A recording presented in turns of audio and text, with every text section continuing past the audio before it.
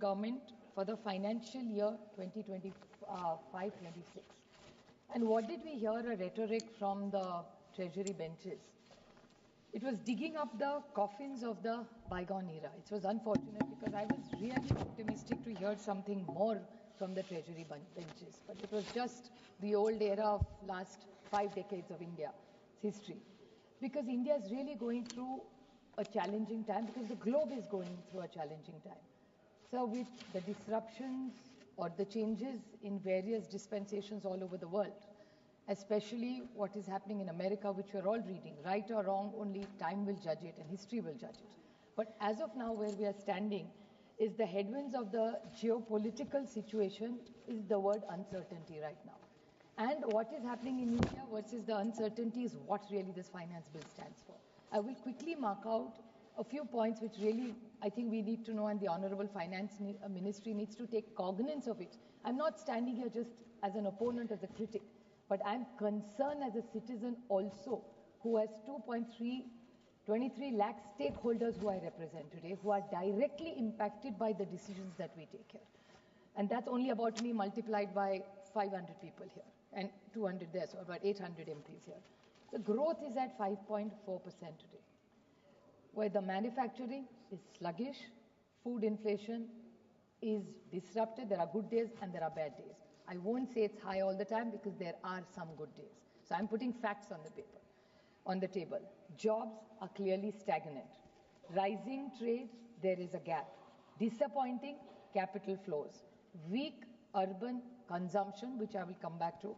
Then there is the private consumption is down. Exports have shrunk by 10.9%. I'm not only blaming the government, I understand.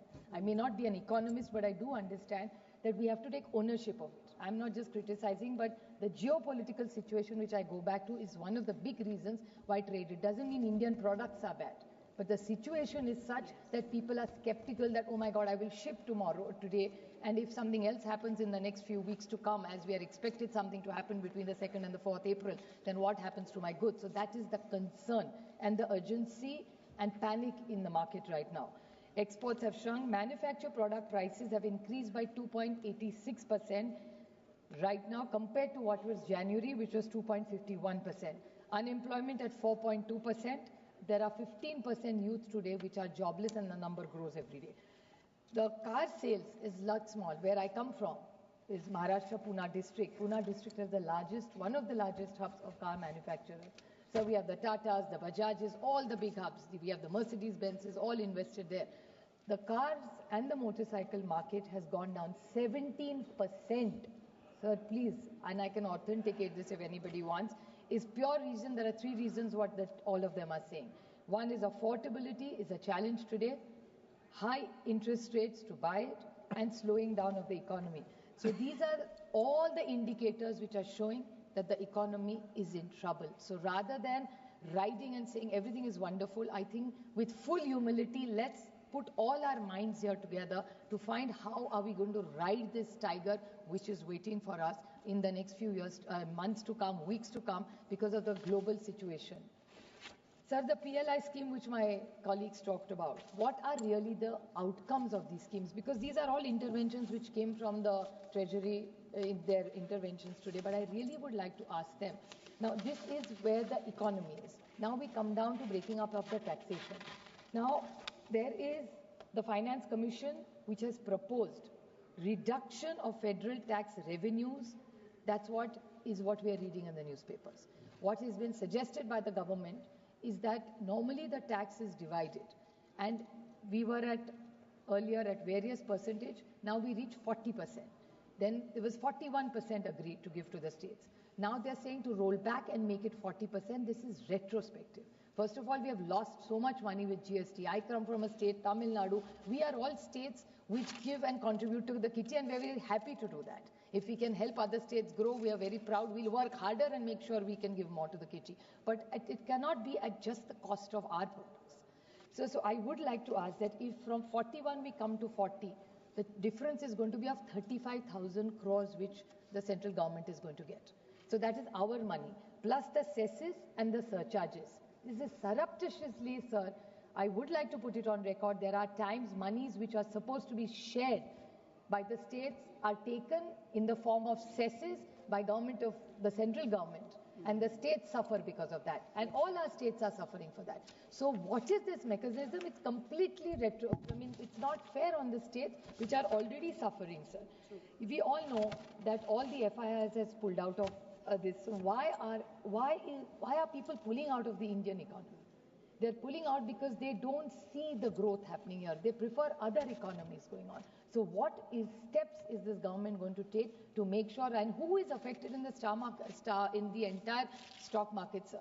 It's the middle class which is getting hurt. Right now, even if these foreigners have pulled out to such a large extent, it's the Indian economy, the producers and the Indian middle class which is held on to it. There has been a correction of over 10% today in the stock market. So what checks and balances is this government going to do to make sure that this stays steady? So there's another very big intervention which we need to flag here is the gold loan. The gold loan is something which even the RBI has shown concern. Over more than 50, this is first time that has happened in India, that over 50% people are turning towards the gold loan. What is it signaling you? The RBI actually red flagged it. And what's most interesting for me in this whole scenario is we are looking at Hope with Shaktikanta Das ji.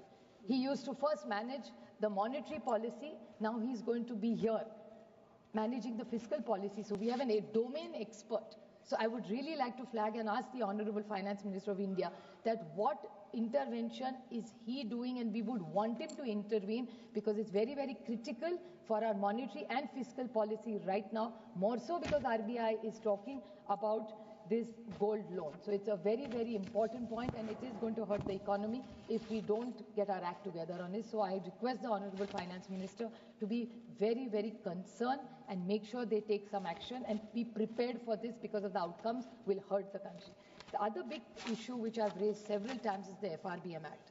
So the fiscal management is what this bill is all about. And the Honorable Prime Minister of India, Shri Atal Bihari Vajpayee ji, got this bill, which is one of the finest bills in the larger interest of the nation and the state. And Dr. Manmohan Singh ji continued it and improved on it. Now, what I want to flag about this is, sir, in the FRBM Act, we do fiscal management. So we make sure that whichever government does not overspend. Now, the problem is, I'll give you an example of my state, sir. To make populist programs, I'm putting it as diplomatically and correct as I can, that these are all wonderful schemes for the larger interest of the poor of this nation, which I appreciate. I like it, I support it. But now they have taken all the Adivasi funds and the Social Justice Department funds are used for populist programs. There's nothing wrong in having every government wants populist things. But I remember the Honorable Prime Minister, who is clear about his economics, talked about Revdis at one time.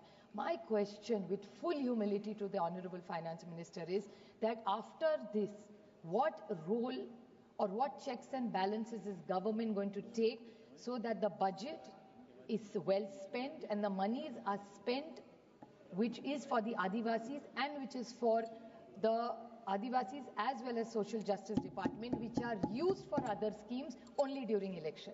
So what happens to the Adivasis and what happens to Social Justice Department is my question. So is this government going to intervene for good management of fiscal deficit and good governance, which this government talks about? So are they going to walk the talk? For every state that gets into an election, they will be changing the rules of the game, which will not hurt us right now, but you will have legacy of issues which generations will not forgive us just for winning one election. Another important question is of GST. Vijay Kelkar, proud Maharashtrian as I am, we both come from the same state. A tall leader, a visionary, got the GST to this country. What was the idea? The sole idea of the GST was one nation, one tax. The Honorable Finance Ministry, and in her budget, as a matter of fact, she mentioned that they're going to reduce the slabs. Well, the nation is waiting with bated breath. Because up to from 3% all the way to 28%, so many slabs, so much confusion. I'm not getting into the popcorn mess. That my children have to deal with. Let them decide whether they want to eat salted, caramel, plain popcorn, and I don't want to get into that because I don't want to make this into a frivolous debate. This is a very serious debate for me. But my point to this government is, why is there so much all the time in the GST when it was a commitment made?